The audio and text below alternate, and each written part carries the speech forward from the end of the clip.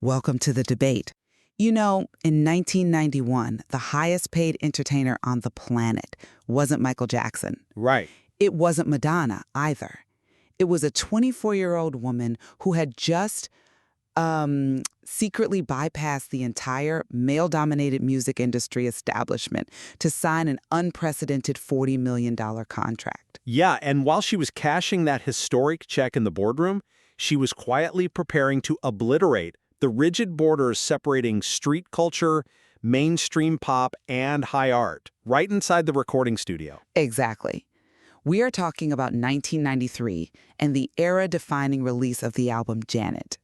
This was the precise moment its creator ascended to the undisputed status of the goddess of pop. Unquestionably. But the central question we are exploring today is the actual engine behind that ascension. Did Janet Jackson rewrite the rules of global pop culture primarily through an unprecedented, ruthless wielding of corporate power and calculated visual branding? Or, on the flip side, was her transformation fundamentally driven by radical artistic freedom and just, extreme, fearless, cross-genre innovation? I will argue that her record-breaking corporate maneuvering and meticulously calculated visual branding dismantled the patriarchy of the music industry. It legally and practically gave her total control over her narrative. And my position is that the true revolution wasn't corporate at all. I mean, it was the fearless sonic architecture and cross-genre fusion that fundamentally changed what pop music could and should sound like. Well, to understand the magnitude of this shift, we have to examine the mechanics of the business leverage that preceded the music.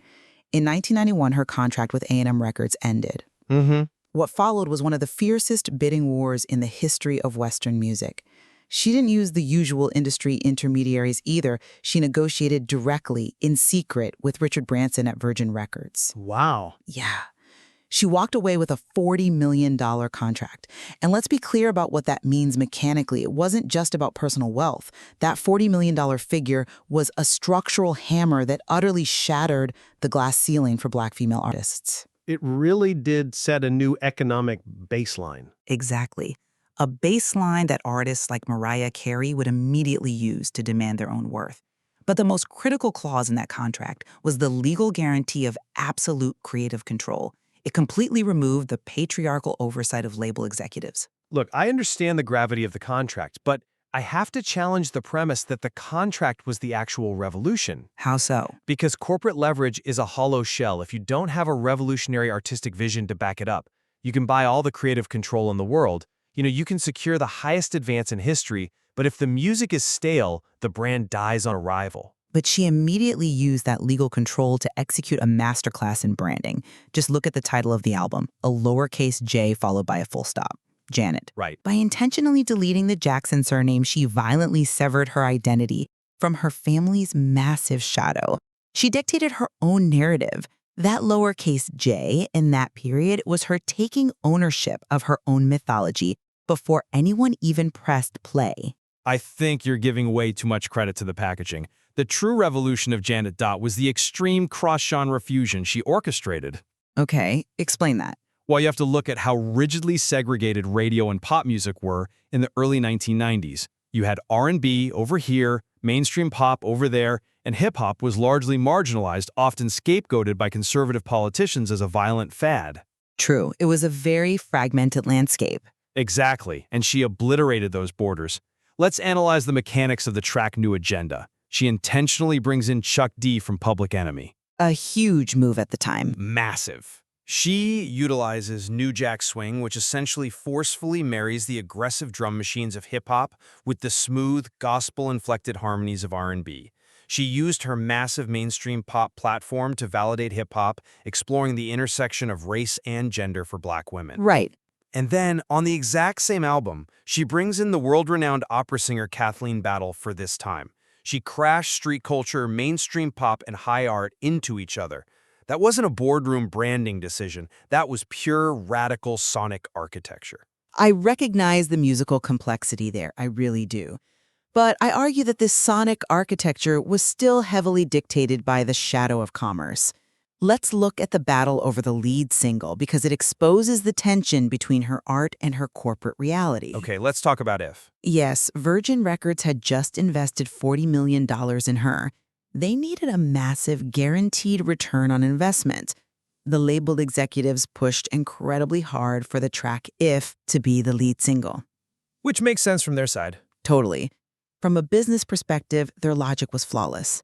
If is an aggressive, hard-hitting, multi-genre spectacle.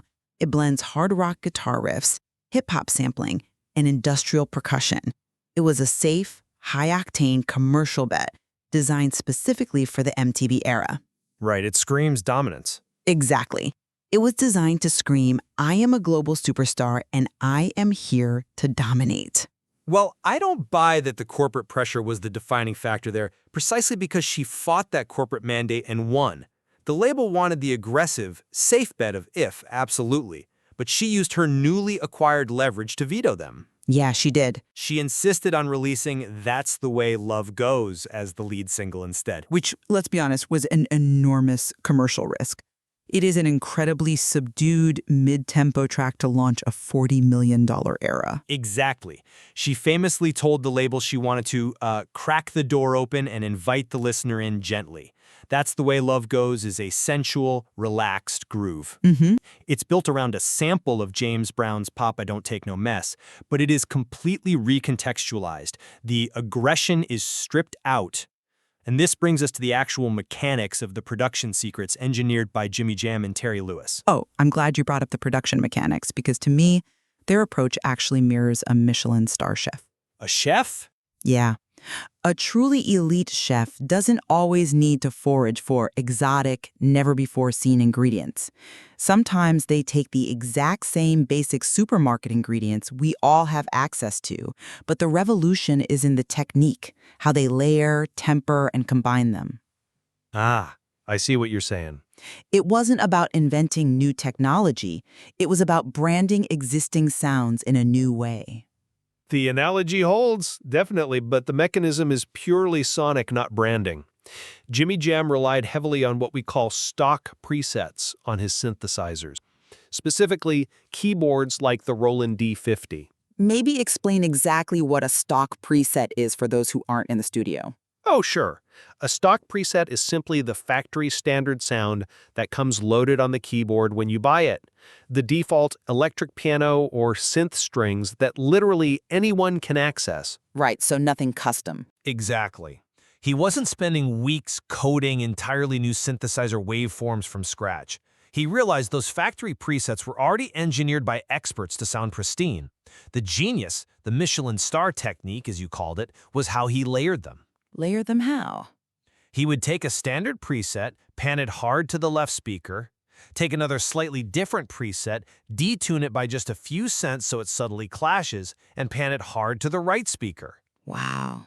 Then he would anchor the whole thing with a massive synthesized sub-bass.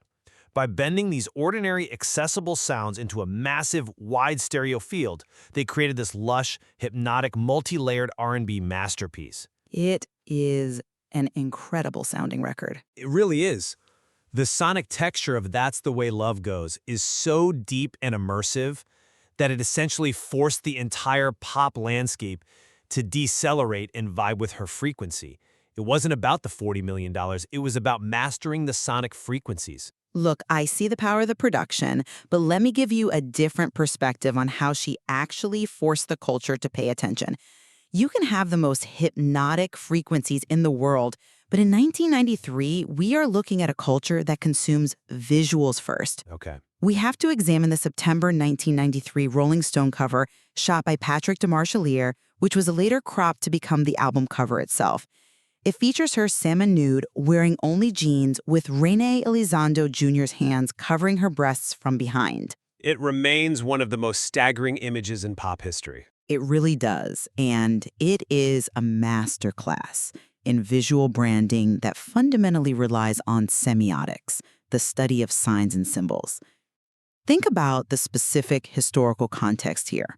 This is post-Reagan America. Right. The country is deeply entrenched in the HIV/AIDS crisis. Sexuality was heavily stigmatized, policed, and weaponized against marginalized groups. Oh, absolutely. It was a very conservative time visually. Precisely. So for a Black female artist to present herself with that level of unabashed, unapologetic sexuality was incredibly dangerous to her corporate brand. But look at the actual semiotics of the image.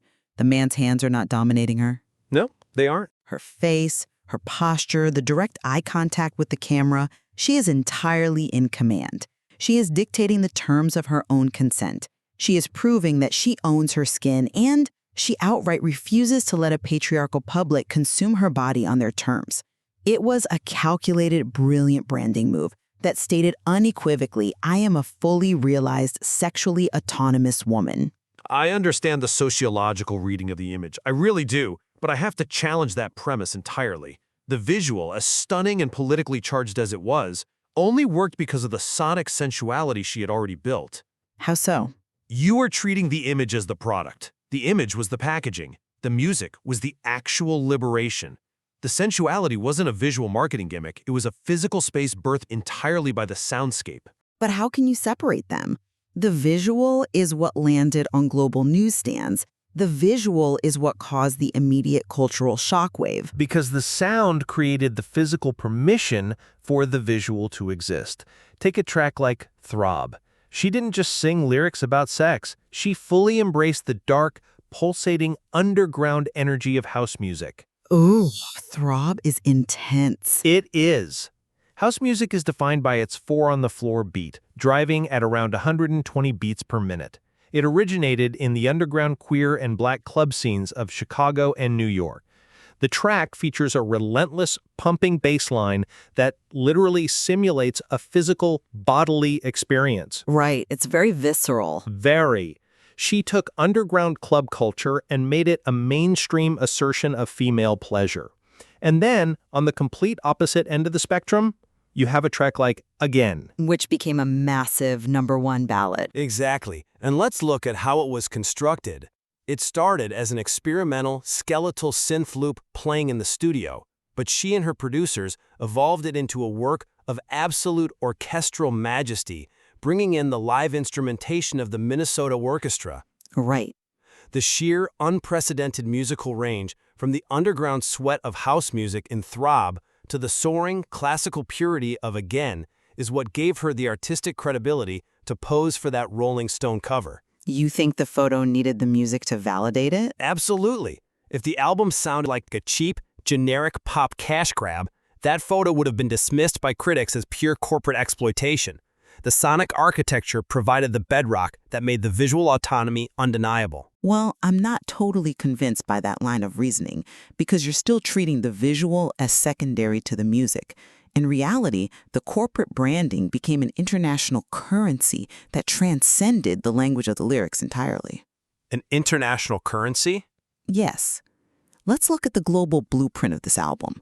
The brand power of Janet was so potent that it created cultural and economic phenomena halfway across the world in markets where English wasn't even the primary language. Let's analyze 1990s Thai pop culture. Oh, the influx of Western pop into Asia during the CD boom is a fascinating era. It is, and it perfectly proves the power of the corporate brand. In the early 90s, Thailand's rising middle class was transitioning from cheap tape cassettes to high-end CD players. Satellite TV was just beginning to beam MTV Asia into living rooms in Bangkok. Right. The branding of this album was positioned so well that the physical artifacts themselves became luxury status symbols. Specifically, the Janet CDs that were imported from Japan. These imports feature what are called OBI strips. Right, the paper bands wrapped around the spine of the CD jewel case? Yes, but it's crucial to understand why they mattered. The Japanese pressings were known for having superior audio mastering and exclusive bonus tracks. The OB strip was the visual proof that you had the premium, imported version. Ah, a status symbol. Exactly. They became highly coveted luxury artifacts for Thai collectors. It signaled wealth, taste, and connection to global culture.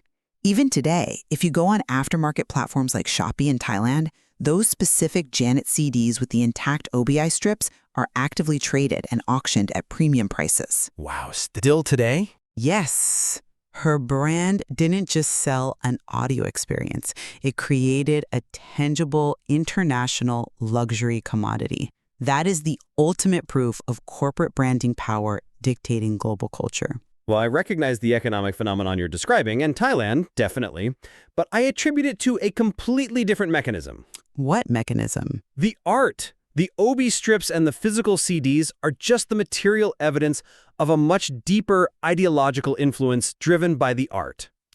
You have to connect that physical artifact phenomenon to her profound musical and attitudinal influence on Thai pop icons of that exact era. You are referring to the local artists who adopted her aesthetic for the Thai market. It was far more than an aesthetic, though. It was an ideological shift carried by the music itself. She served as the direct blueprint for artists who fundamentally altered Thai culture. Look at Christina Aguilar, who channeled that exact main pop girl energy. Right. Christina took the archetype of the powerful, independent, solo female artist that Janet architected and translated it flawlessly into the Thai market.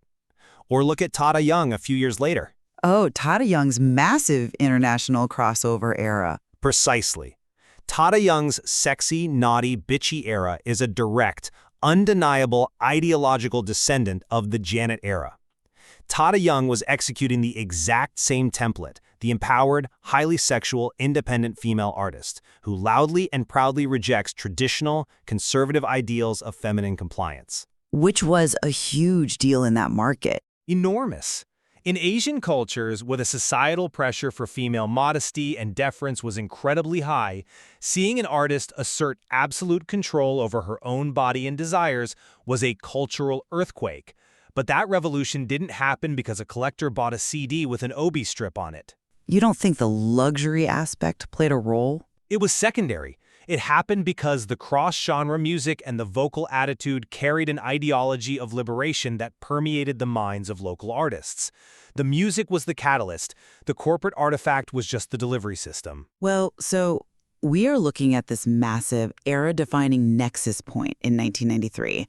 On one side, we have an unprecedented $40 million corporate maneuver, a masterful boardroom negotiation that fundamentally broke the glass ceiling, combined with a calculated visual semiotics campaign, the lowercase j, the period, the Rolling Stone cover, that entirely rewrote how female artists could wield economic power and claim bodily autonomy in the global marketplace. And on the other side, we have a radical, multi-layered sonic liberation, a fearless cross-genre fusion that dragged hip-hop, opera, and underground house music into the mainstream pop arena. An album where the artists utilized everything from Jimmy Jam's brilliantly layered stock presets to full live orchestras to create a physical and sonic world where women were finally allowed to express their desires freely. I think where our perspectives absolutely converge, without question, is that Janet is the definitive blueprint for the 21st century diva.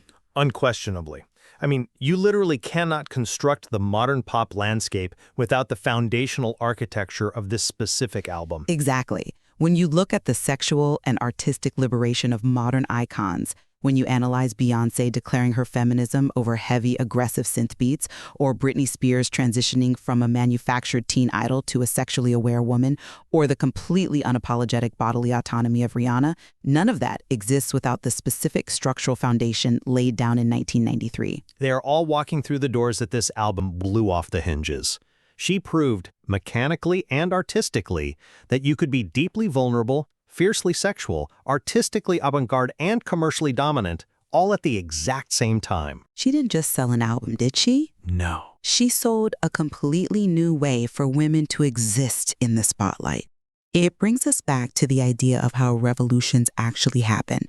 You don't always have to stand outside and tear down the walls of the establishment with a battering ram.